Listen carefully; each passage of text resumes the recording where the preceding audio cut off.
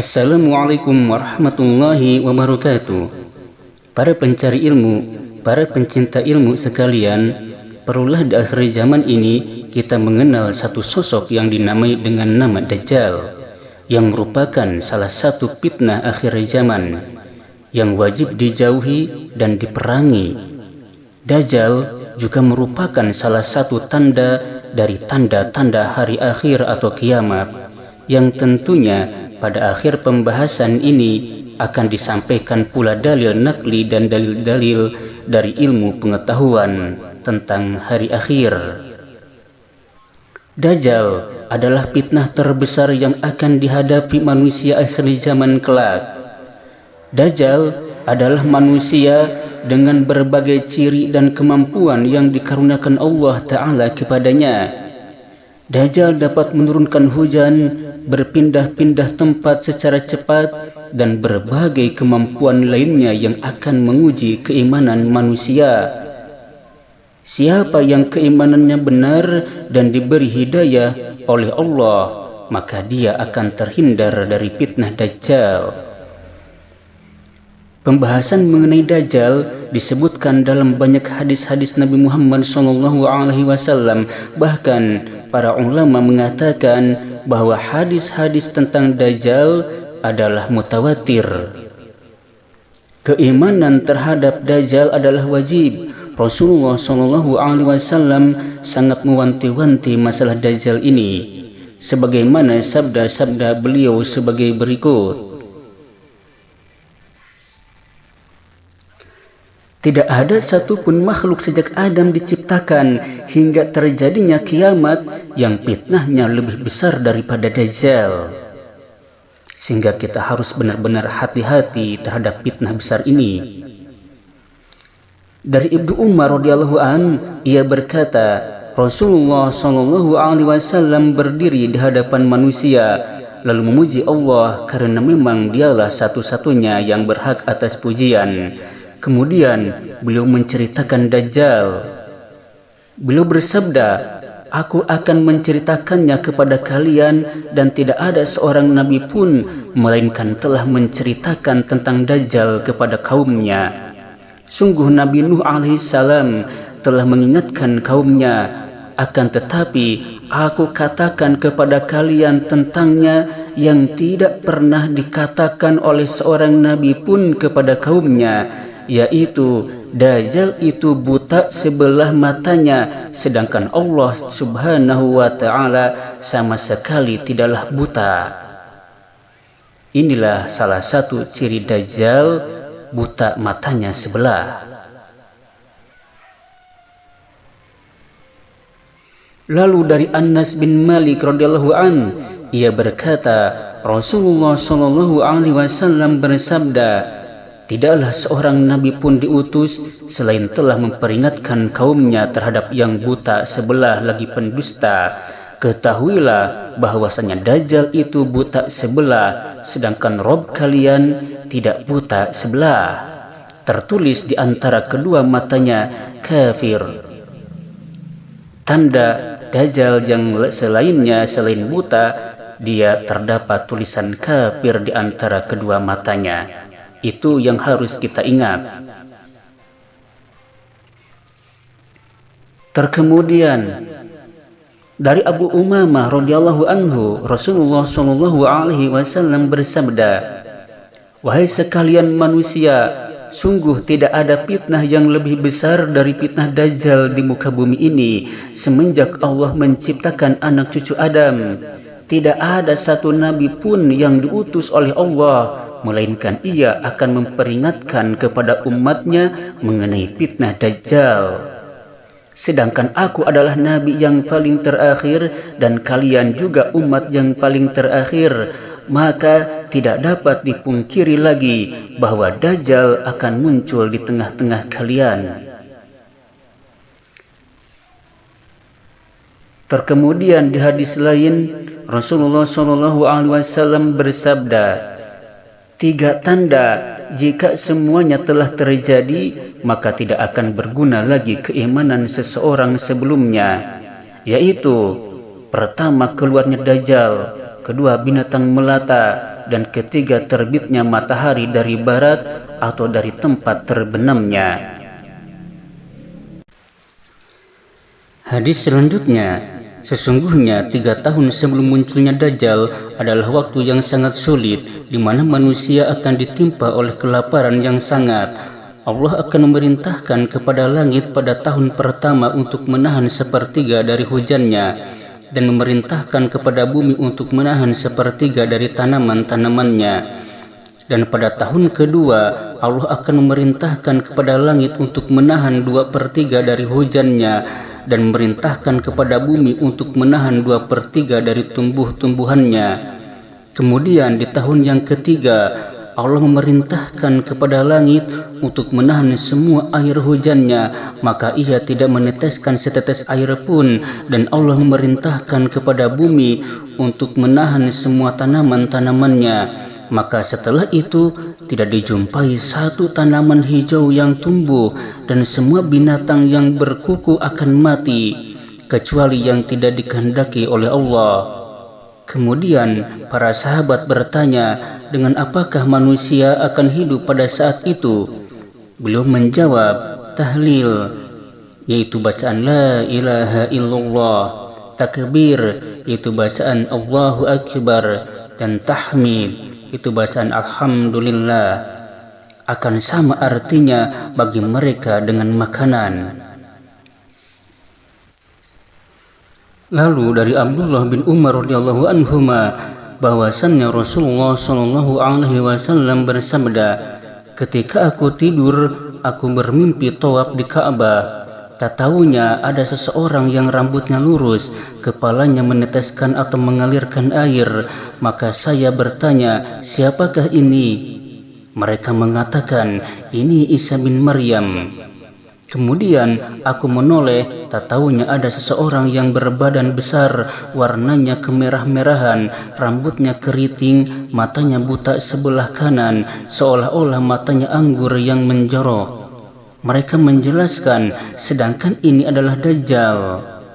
Manusia yang paling mirip dengannya adalah Ibnu Qattan, laki-laki dari Bani Khuza'ah. Dari Ubadah bin As-Samit radhiyallahu an, Nabi Muhammad sallallahu alaihi wasallam bersabda, sungguh aku telah menceritakan perihal Dajjal kepada kalian hingga aku khawatir kalian tidak lagi mampu memahaminya. Sesungguhnya Al-Masih Dajjal adalah seorang laki-laki yang pendek, berkaki bengkok, berambut keriting, buta sebelah, dan matanya tidak terlalu menonjol dan tidak pula terlalu tenggelam. Jika kalian merasa bingung, maka ketahuilah bahwa Rabb kalian tidak bermata juling. Di antara kedua matanya Dajjal tertulis kafir, yang bisa dibaca oleh orang yang membenci perbuatannya, atau bisa dibaca oleh setiap orang mukmin. Kemudian Nabi Muhammad SAW bersabda, Dajjal itu mandul. Dari Anas bin Malik radhiyallahu anhu, Rasulullah SAW bersabda, tidak ada suatu negeri pun yang tidak akan dimasuki Dajjal kecuali Mekah dan Madinah. Karena tidak ada satu pintu masuk pun dari pintu-pintu gerbangnya kecuali para malaikat yang berbaris menjaganya. Kemudian Madinah akan berguncang sebanyak 3 kali sehingga Allah mengeluarkan orang-orang kafir dan munafik daripadanya.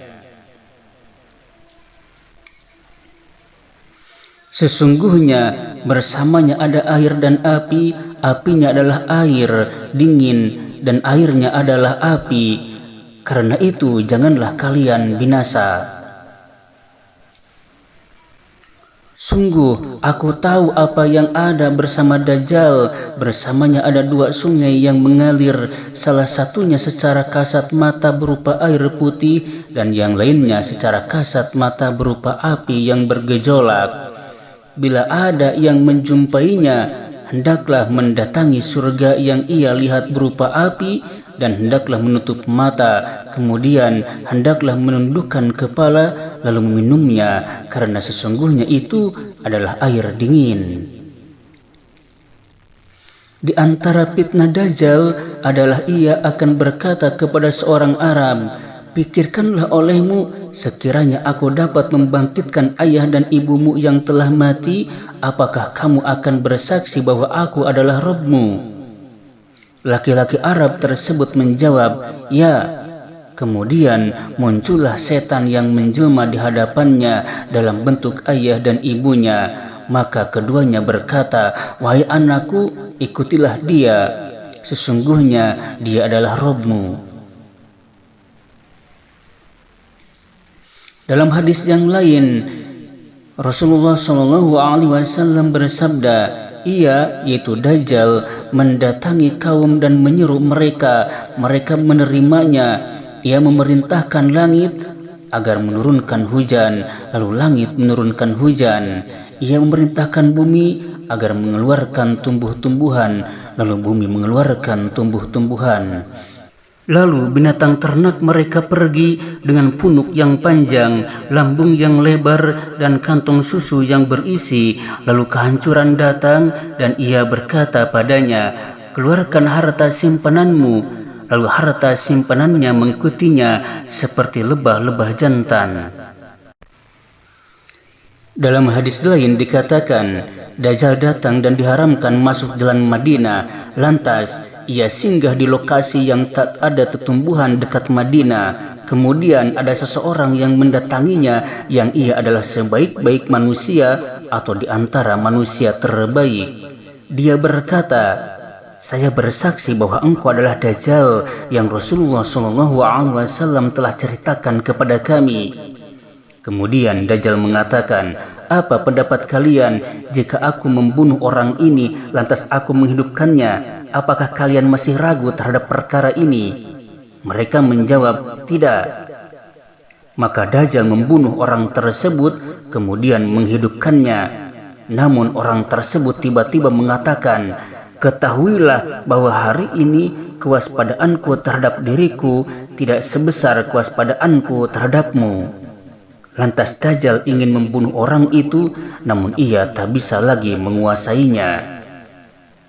Dari Abu Sa'id Al-Khudri radhiyallahu anhu, Rasulullah SAW bersabda, Dajjal muncul, lalu seseorang dari kalangan kaum mukminin menuju ke arahnya. Lalu bala tentara Dajjal yang bersenjata menemuinya.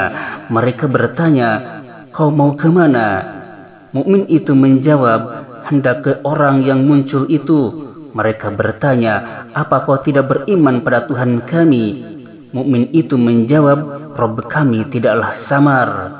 Mereka berkata, "Bunuhlah dia." Lalu mereka saling berkata satu sama lain, "Bukankah Tuhan kita melarang kalian membunuh seseorang pun selain dia?" Mereka membawanya menuju Dajjal. Saat orang mukmin melihatnya, ia berkata, "Wahai sekalian manusia, inilah Dajjal yang disebut oleh Rasulullah SAW." Lalu Dajjal memerintahkan agar dibelah. Ia berkata, "Ambil dan belahlah dia." Punggung dan perutnya dipenuhi pukulan. Lalu Dajjal bertanya, "Apa kau tidak beriman kepadaku?" Mukmin itu menjawab, "Kau adalah Al-Masih pendusta." Lalu Dajjal memerintahkannya digergaji dari ujung kepala hingga pertengahan antara kedua kaki. Setelah itu Dajjal berjalan di antara dua potongan tubuh itu lalu berkata, "Berdirilah." Tubuh itu pun berdiri. Selanjutnya Dajjal bertanya padanya, "Apa kau beriman padaku?" Ia menjawab, "Aku semakin mengetahuimu." Setelah itu Dajjal berkata, "Wahai sekalian manusia, sesungguhnya tidak ada seorang pun yang dilakukan seperti ini setelahku." Lalu Dajjal mengambilnya untuk disembeli. Kemudian antara leher dan tulang selangkanya diberi perak, tapi Dajjal tidak mampu membunuhnya. Kemudian kedua tangan dan kaki orang itu diambil lalu dilemparkan. Orang-orang mengiranya dilempari ke neraka, tapi sesungguhnya ia dilemparkan ke surga. Setelah itu Rasulullah SAW bersabda, Dia adalah manusia yang kesaksiannya paling agung di sisi Rabb seluruh alam. Dari Abu Bakar As-Siddiq radhiyallahu anhu, Nabi Muhammad SAW bersabda, Dajjal itu keluar dari bumi sebelah timur yang disebut Khurasan. Dajjal akan diikuti oleh kaum yang wajah mereka seperti tameng yang dilapisi kulit. Lalu dalam hadis An-Nawas bin Sam'an radhiyallahu anhu yang marfu sampai pada Nabi Muhammad SAW disebutkan, Dajjal itu keluar di antara Syam dan Irak. Dia lantas merusak kanan dan kiri. Wahai para hamba Allah, tetap teguhlah. Dari Anas bin Malik radhiyallahu an, Rasulullah SAW bersabda, Dajjal akan keluar dari Yahudiyah Asbahan dan 70.000 orang Yahudi yang memakai mahkota akan jadi pengikutnya. Lalu dalam hadis yang lain dikatakan, Aku akan keluar dan menelusuri muka bumi. Tidaklah aku membiarkan suatu daerah kecuali pasti aku singgahi dalam masa 40 malam. Selain Mekah dan Thayyibah, yaitu Madinah An-Nabawiyah. Kedua kota tersebut diharamkan bagiku. Tatkala aku ingin memasuki salah satu dari kedua kota tersebut, malaikat menemuiku dan menghadangku dengan pedangnya yang mengkilap. Dan setiap jalan bukit ada malaikat yang menjaganya. Para sahabat menanyakan pada Rasulullah SAW mengenai beberapa lama Dajjal berada di muka bumi. Mereka berkata, Wahai Rasulullah, berapa lama Dajjal berada di muka bumi? Beliau bersabda, selama 40 hari. Di mana satu harinya seperti setahun, satu harinya lagi seperti sebulan, satu harinya lagi seperti satu Jumat, maksudnya satu minggu, satu hari lagi seperti hari-hari yang kalian rasakan. Mereka pun bertanya kembali pada Rasulullah SAW, Wahai Rasulullah, jika satu hari bisa sama seperti setahun, apakah kami cukup sholat satu hari saja? Rasul menjawab, tidak, namun kalian harus mengira-ngiranya.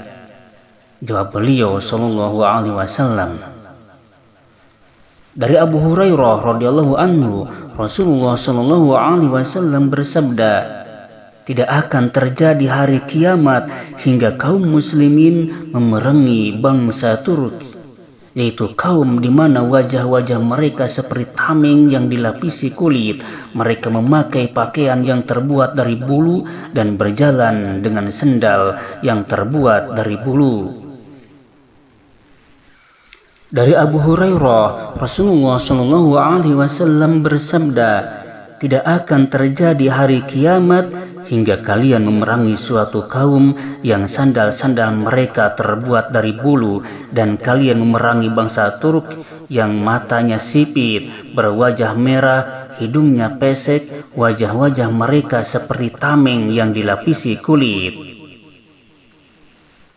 Lalu dalam hadis yang lain Rasulullah SAW bersabda, Dajjal akan turun ke Mirqana, itu nama sebuah lembah, dan mayoritas pengikutnya adalah kaum wanita. Sampai-sampai ada seorang yang pergi ke istrinya, ibunya, putrinya, saudarinya, dan bibinya, kemudian mengikatnya karena khawatir keluar menuju Dajjal. Dari Abu Hurairah radhiyallahu anhu, Rasulullah SAW bersabda, jika salah seorang di antara kalian melakukan tasyahud, mintalah perlindungan pada Allah dari 4 perkara. Ya Allah, aku meminta perlindungan padamu dari siksa jahanam, dari siksa kubur, dari fitnah hidup dan mati, dan dari kejelekan fitnah Al-Masihid Dajjal. Allahumma inna na'udzubika min azabil qabri wa min azabin nar wa min fitnatil mahya wal mamati wa min syarri fitnatil Masihid Dajjal. Dari Abu Darda radhiyallahu anhu, ia berkata bahwa Nabi Muhammad SAW bersabda, barang siapa menghafal 10 ayat pertama dari surat Al-Kahfi, maka ia akan terlindung dari fitnah Dajjal. Dari An-Nawas bin Sam'an radhiyallahu anhu, ia berkata bahwa Rasulullah SAW bersabda, barang siapa di antara kalian mendapati zamannya Dajjal, bacalah awal-awal surat Al-Kahfi. Lalu dari Abu Darda radhiyallahu anhu, ia berkata bahwa Nabi Muhammad SAW bersabda, barang siapa membaca 10 ayat terakhir dari surat Al-Kahfi, maka ia akan terlindung dari fitnah Dajjal. Kemudian dari Abu Sa'id Al-Khudri radhiyallahu anhu, Nabi Muhammad SAW bersabda, barang siapa yang membaca surat Al-Kahfi pada hari Jumat, dia akan disinari cahaya di antara 2 Jumat. Lalu dari Imran bin Husain radhiyallahu anhu, ia berkata bahwa Nabi Muhammad SAW bersabda, barang siapa mendengar kemunculan Dajjal, maka menjauhlah darinya. Demi Allah, ada seseorang yang mendatangi Dajjal dan ia mengira bahwa ia punya iman yang kokoh. Malah ia yang menjadi pengikut Dajjal karena ia terkena subhatnya ketika Dajjal itu muncul. Na'udzubillah. Maka berlindunglah, jangan menemui Dajjal ketika kita mendengar bahwasanya Dajjal itu muncul di daerah kita. Dari Abdullah bin Amr radhiyallahu anhu, ia berkata bahwa Rasulullah SAW bersabda, lalu Allah mengutus Isa bin Maryam seperti Urwah bin Mas'ud. Ia mencari Dajjal dan membunuhnya.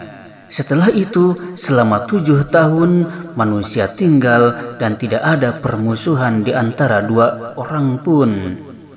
Kemudian Allah mengirim angin sejuk dari arah Syam, lalu tidak tersisa seorang yang hatinya ada kebaikan atau keimanan seberat biji sawi pun yang tersisa kecuali mencabut nyawanya. Dari Aisyah radhiyallahu anha, Rasulullah SAW bersabda, jika Dajjal telah keluar dan saya masih hidup, maka saya akan membela menjaga kalian. Namun Dajjal keluar sesudahku. Sesungguhnya Rabb kalian Azza wa Jalla tidaklah buta sebelah, dan Dajjal akan keluar di Yahudi Asbahan hingga ia datang ke Madinah dan turun di tepinya, yang mana Madinah pada waktu itu memiliki 7 pintu. Pada setiap pintu terdapat malaikat yang menjaga, lalu akan keluar atau menuju Dajjal sejelek-jelek penduduk Madinah darinya hingga Sam, tepat di kota Palestina di pintu Lud. Sesekali Abu Daud berkata, hingga Dajjal datang atau tiba di Palestina di pintu Lud, lalu Isa alaihissalam turun dan membunuhnya. Kemudian Isa alaihissalam tinggal di bumi selama 40 tahun dan menjadi imam yang adil dan hakim yang adil. Dari Fatimah binti Qais radhiyallahu anha, ia berkata, aku pernah sholat bersama Rasulullah SAW. Aku berada di saf wanita yang berada dekat dengan punggung kaum lelaki. Tatkala Rasulullah SAW telah menyelesaikan sholatnya, maka beliau duduk di atas mimbar sambil tertawa. Kemudian beliau bersabda, hendaknya setiap orang melazimi tempatnya, atau hendaklah setiap orang tetap pada tempatnya. Lalu bersabda lagi, tahukah kalian kenapa aku kumpulkan kalian? Hanya Allah dan Rasulnya yang lebih tahu, kata mereka. Beliau bersabda, demi Allah, sesungguhnya aku tidaklah mengumpulkan kalian karena keinginan atau dalam membagi ghanimah, dan tidak pula karena takut terhadap musuh. Akan tetapi aku kumpulkan kalian karena Tamim Ad-Dari, dahulu seorang yang beragama Nasrani, kemudian ia datang berbaiat dan masuk Islam. Dia telah menceritakan kepadaku sebuah kisah yang sesuai dengan kisah yang pernah aku ceritakan kepada kalian tentang Al-Masih Dajjal. Dia telah menceritakan kepadaku bahwa telah berlayar dalam sebuah perahu besar bersama 30 orang lelaki dari suku Laham dan Judam. Mereka dipermainkan oleh ombak selama sebulan di lautan.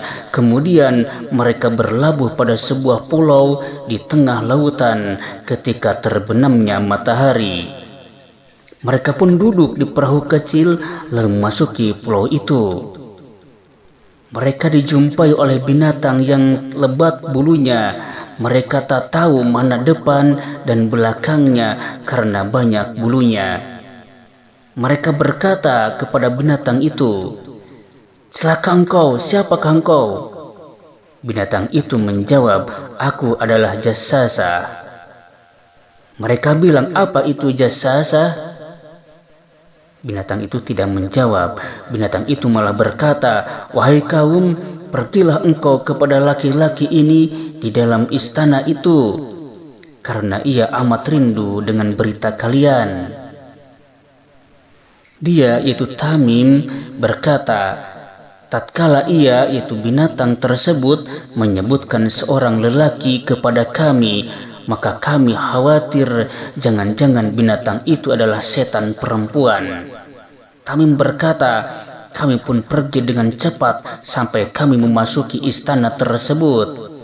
Tiba-tiba di dalamnya terdapat orang yang paling besar kami lihat dan paling kuat ikatannya dalam keadaan kedua tangannya terbelenggu di lehernya antara kedua lututnya sampai kedua mata kakinya dengan besi.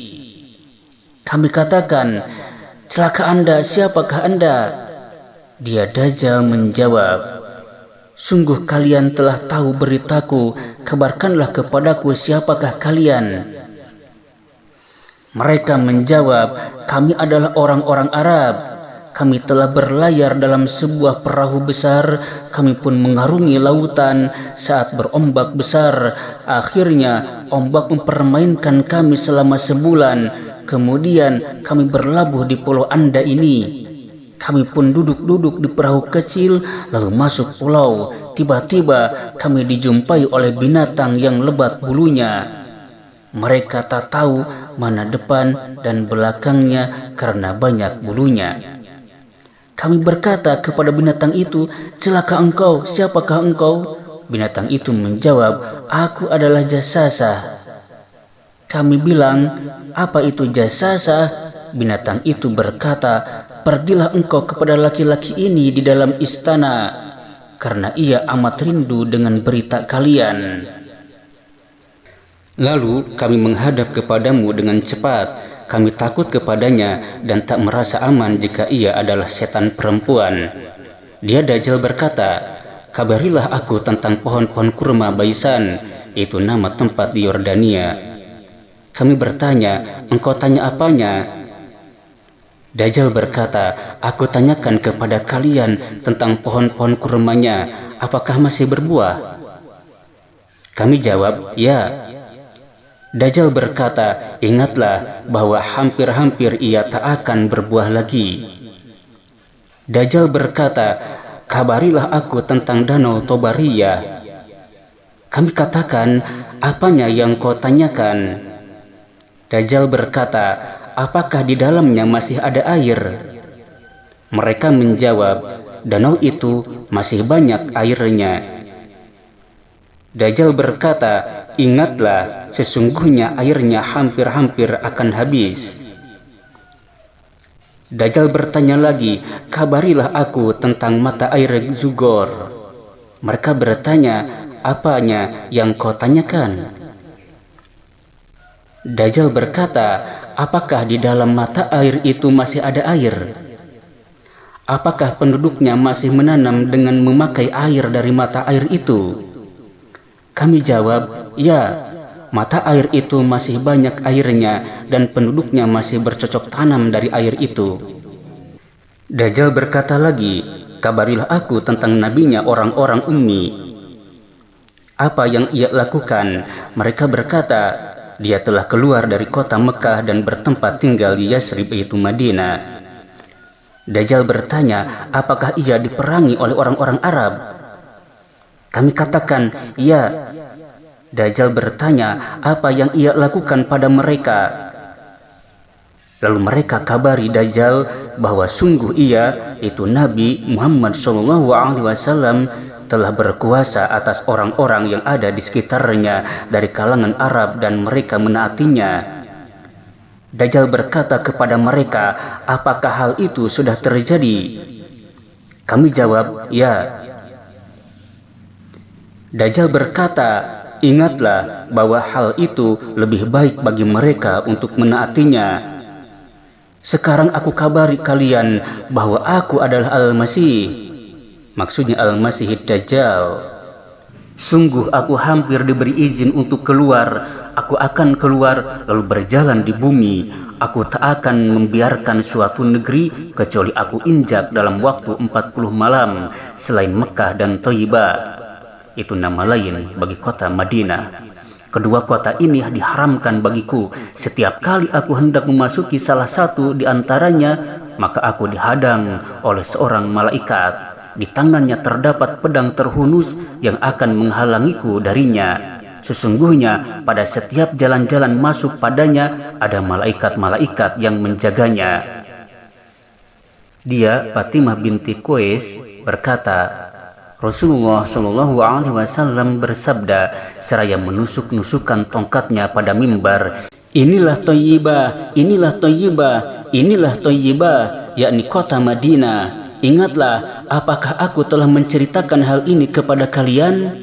Orang-orang pun berkata, ya. Itulah hadis Nabi Muhammad SAW yang menyebutkan dan menjelaskan tentang Dajjal. Terkemudian dalil nakli tentang hari akhir.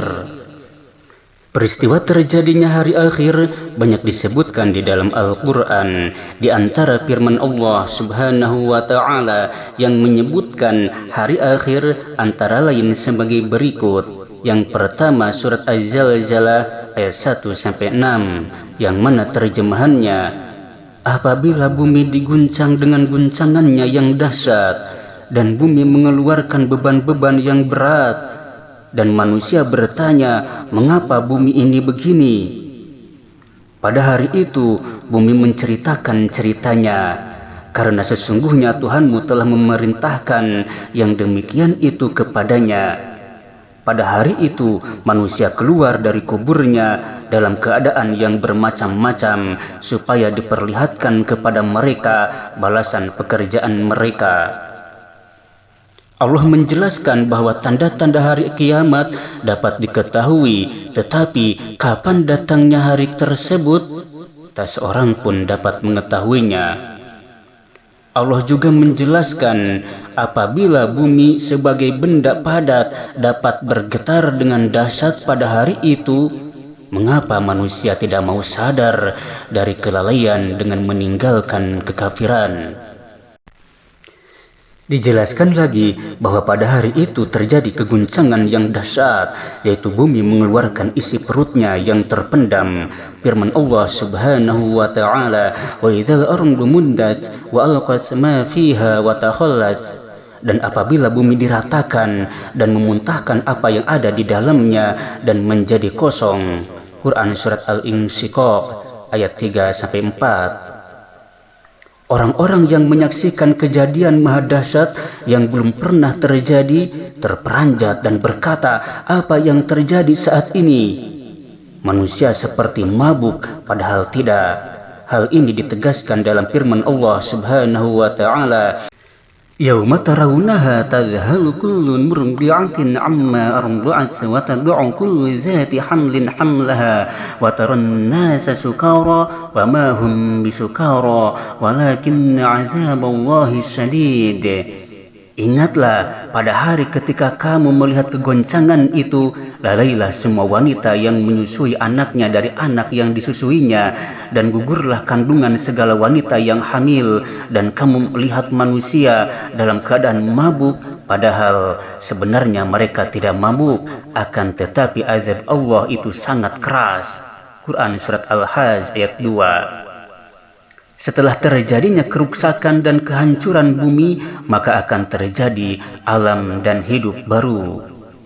Muncullah manusia dalam keadaan yang berbeda-beda. Orang-orang yang beramal baik di dunia akan memetik hasilnya kelak di akhirat, dan sebaliknya bagi orang yang selalu berbuat kejahatan dan kemaksiatan kelak akan mendapat siksa. Dalil yang kedua, surah Al-Qari'ah ayat 1-5. Al-Qari'ah, mal-Qari'ah, wa ma adraka mal-Qari'ah, yauma yakunun nasu kal farashil mabthuth wa takunul jibalu kal ihnil manfush. Hari kiamat, apakah hari kiamat itu? Tahukah kamu apakah hari kiamat itu? Pada hari itu manusia seperti anai-anai yang bertebaran, dan gunung-gunung adalah seperti bulu yang dihambur-hamburkan. Datangnya guncangan pada waktu itu membuat manusia bagaikan anai-anai yang bertebaran. Mereka kebingungan, tidak menentu arah tujuannya, seperti belalang yang bertebaran. Seperti firman Allah Subhanahu wa ta'ala dalam Al-Quran, khusya'an absaruhum yakhrujuna minal ajdati ka'annahum jaradum muntashir. Sambil menundukkan pandangan-pandangan mereka keluar dari kuburan seakan-akan mereka itu belalang yang berterbangan. Quran Surat Al-Qamar ayat 7. Peristiwa hancurnya alam dan seisinya diawali dengan tiupan trompet oleh malaikat Israfil atas perintah Allah Subhanahu wa ta'ala.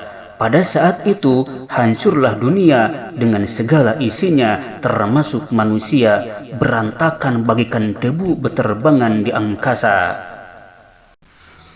Firman Allah Subhanahu wa ta'ala, wa nufikha fis suri fasa'iqa man fis samawati wa man fil ardi illa man syaa Allah, thumma nufikha fihi ukhra fa idza hum qiyamun yanzurun. Dan ditiuplah trompet, maka rubuhlah apa yang ada di langit dan apa yang ada di bumi, kecuali yang dikehendaki oleh Allah Subhanahu wa ta'ala. Kemudian ditiup sangkakala itu sekali lagi, maka tiba-tiba mereka berdiri menunggu keputusannya masing-masing. Quran Surat Az-Zumar ayat 68. Peristiwa lain yang berkaitan dengan hari akhir adalah terjadinya peristiwa-peristiwa yang luar biasa sebagai pertanda dekatnya hari kiamat, sebagaimana diisyaratkan dalam firman Allah Subhanahu wa ta'ala, فَهَلْ يَنْظُرُونَ إِلَّا السَّاعَةَ أَنْ تَأْتِيَهُمْ بَغْتَةً فَقَدْ جَاءَ أَشْرَاطُهَا فَأَنَّى لَهُمْ إِذَا جَاءَتْهُمْ ذِكْرَاهُمْ. Maka tidaklah yang mereka tunggu-tunggu melainkan hari kiamat, yaitu kedatangannya kepada mereka dengan tiba-tiba, karena sesungguhnya telah datang tanda-tandanya. Maka apakah faedahnya bagi mereka kesadaran mereka itu apabila hari kiamat sudah datang? Quran Surat Muhammad ayat 18. Kerusakan dan kemusnahan seluruh alam dengan segala isinya bukanlah suatu hal yang mustahil dan bukan pula sesuatu yang menyimpang dari pikiran sehat. Allah Subhanahu wa ta'ala telah menetapkan bahwa segala yang maujud atau ada pasti akan mengalami kerusakan dan kehancuran setelah melewati perputaran masa tertentu. Segala sesuatu pasti mengalami masa akhir dan rusak kecuali Allah Subhanahu wa ta'ala. Firman Allah Subhanahu wa ta'ala, wa la tad'u ma'allahi ilahan akhar la ilaha illa huwa kullu syai'in halikun illa wajhah lahul hukmu wa ilaihi turja'un. Janganlah kamu sembah di samping menyembah Allah Tuhan apapun yang lain.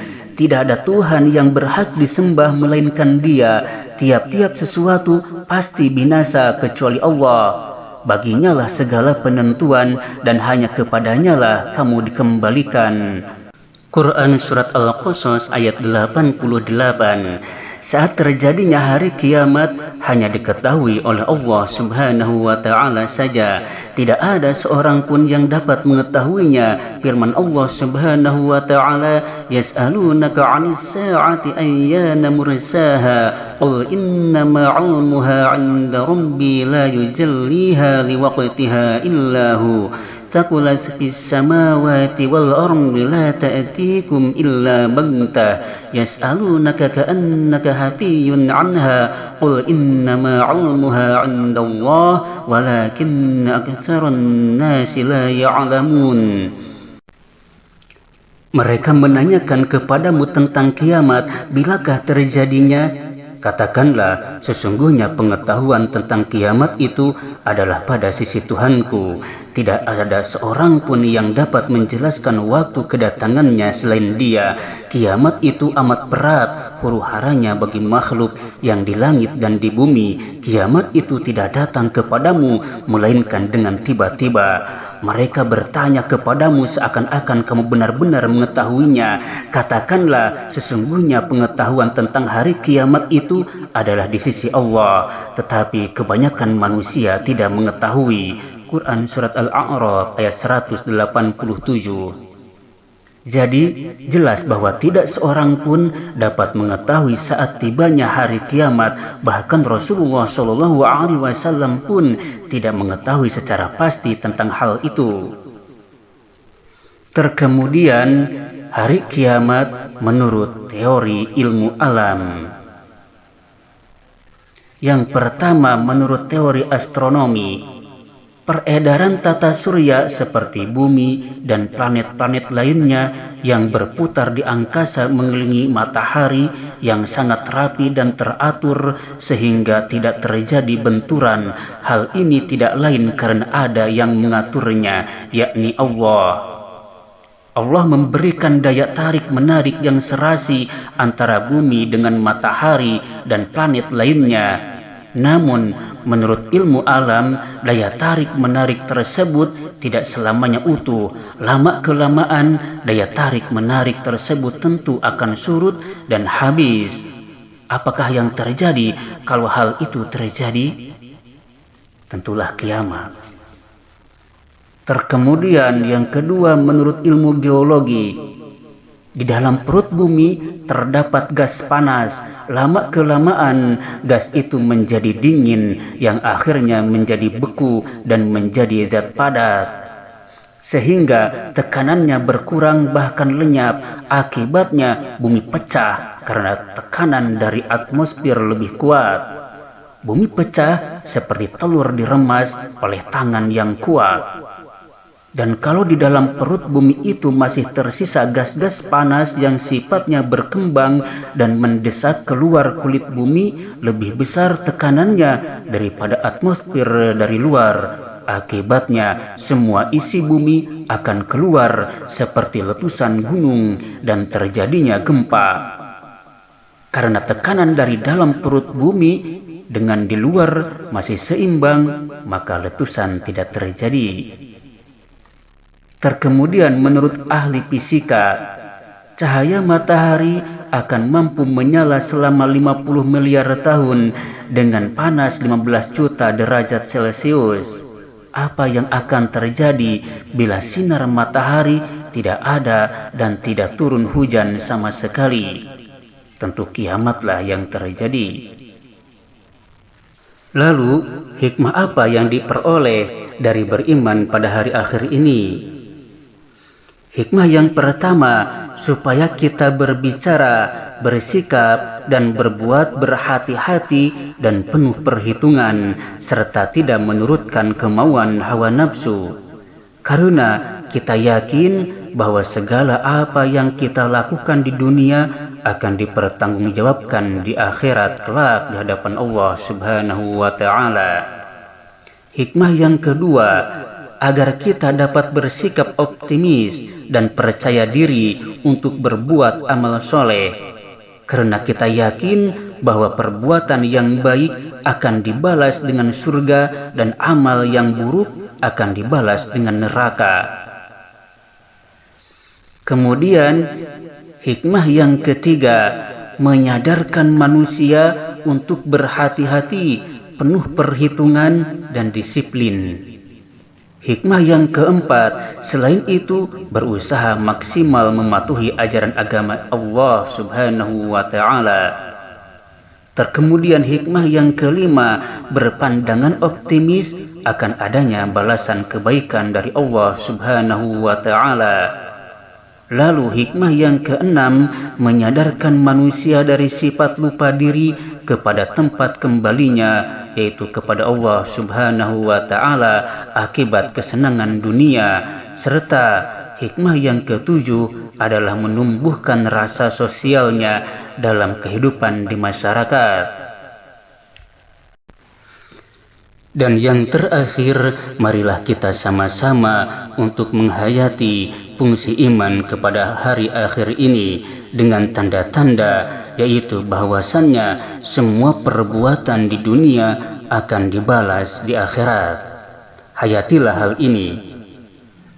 Setelah manusia meninggal dunia dan selama berada di alam kubur sudah dapat merasakan hasil amal perbuatannya ketika di dunia. Bagi mereka yang banyak dosanya terasa sangat lama di alam kubur, dan bagi orang yang banyak amal kebajikannya terasa sebentar. Jadi berat atau ringannya penderitaan yang dialami manusia pada saat di alam kubur tergantung pada baik buruknya amal mereka masing-masing sewaktu hidup di dunia. Siapa saja yang mengerjakan kebaikan dan beramal soleh akan diberi pahala yang berlipat ganda oleh Allah Subhanahu wa Ta'ala.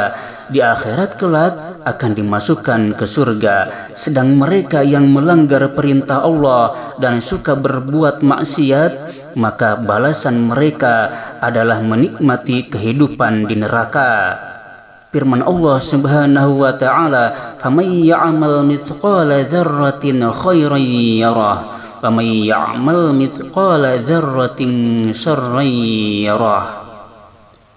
Barang siapa yang mengerjakan kebaikan seberat zarah pun, niscaya dia akan melihat balasannya. Dan barang siapa yang mengerjakan kejahatan seberat zarah pun, niscaya dia akan melihat balasannya pula. Quran Surat Az-Zalzalah ayat 7-8. Yang kedua, hayatilah bahwasannya pembalasan amal baik dengan surga.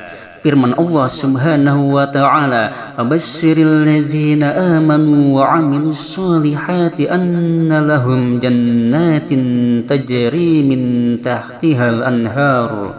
Kullama ruziqu minha min thamaratir rizqa qalu hadzal ladzi ruziqna min qablu wa utu bihi mutasyabiha walahum fiha azwajum mutahharah wahum fiha khalidun." Dan sampaikanlah berita gembira kepada mereka yang beriman dan berbuat baik, bahwa bagi mereka disediakan surga-surga yang mengalir sungai-sungai di dalamnya. Setiap mereka diberi rizki buah-buahan dalam surga-surga itu, mereka mengatakan, "Inilah yang pernah diberikan kepada kami dahulu." Mereka diberi buah-buahan yang serupa, dan untuk mereka di dalamnya ada istri-istri yang suci dan mereka kekal di dalamnya. Quran Surat Al-Baqarah ayat 25. Janji Allah kepada orang-orang yang berbuat kebaikan banyak dijelaskan di dalam Al-Quran, seperti yang tersurat di dalam firman-Nya, "Illal ladzina amanu wa 'amilus solihati falahum ajrun ghairu mamnun." Kecuali orang-orang yang beriman dan mengerjakan amal soleh, maka bagi mereka pahala yang tidak terputus. Quran Surat At-Tin ayat 6. Kemudian penghayatan yang ketiga yang harus dihayati, bahwasannya pembalasan amal buruk dengan neraka. Allah mengadili sesuai dengan catatan yang dibuat malaikat Raqib dan Atid. Kemudian barulah menjatuhkan keputusan sesuai amal perbuatan di dunia. Pada hari itu tidak seorang pun dapat membela kecuali amal yang telah dikerjakan sewaktu di dunia. Semua anggota badan menjadi saksi atas amal perbuatannya. Manusia tidak dapat berdusta atau berbohong. Pada hari itu pula banyak orang yang menyesal karena mereka tidak banyak berbuat kebajikan ketika hidup di dunia. Orang beriman dan beramal soleh dengan mudah melewati hari pengadilan itu. Sebaliknya, orang yang kafir dan suka berbuat kejahatan, pada hari itu mereka menangis dan meratap seraya memohon ampun kepada Allah Subhanahu wa Ta'ala, tetapi semuanya sia-sia karena Allah tidak lagi menerima permohonan dan tobat mereka.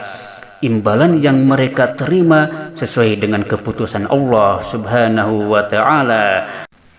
فَأَمَّا الَّذِينَ شَقُوا فَفِي النَّارِ لَهُمْ فِيهَا زَفِيرٌ وَشَهِيقٌ خَالِدِينَ فِيهَا مَا دَامَتِ السَّمَاوَاتُ وَالْأَرْضُ إِلَّا مَا شَاءَ رَبُّكَ إِنَّ رَبَّكَ فَعَّالٌ لِمَا يُرِيدُ.